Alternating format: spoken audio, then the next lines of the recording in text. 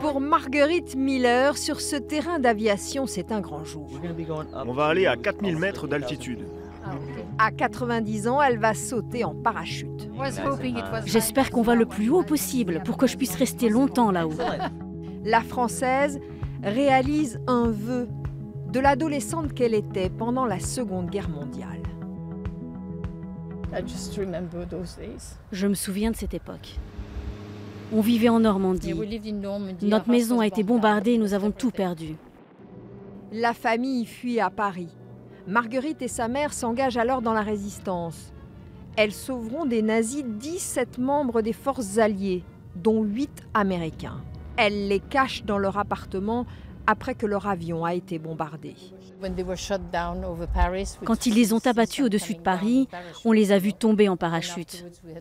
On les a pris chez nous et ils nous ont raconté comment ils s'étaient échappés. Et il y en a un dont vous vous souvenez? Ah, je me souviens de tous. Et on a su qu'ils étaient tous rentrés sains et saufs ici aux États-Unis. C'est donc au tour de Marguerite Miller de sauter en parachute, une forme d'hommage à ceux venus à son secours et à celui de la France. Je voulais vivre ce que mon mari et ce que les hommes que nous avons sauvés avaient vécu. Son mari, Edward Miller, était lui aussi un pilote de l'aviation américaine dont l'appareil a été abattu en France.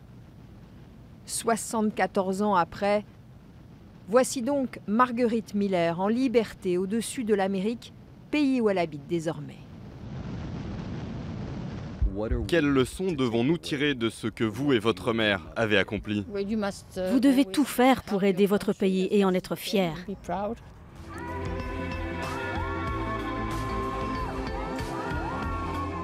De la Normandie à la Floride, C'était magnifique.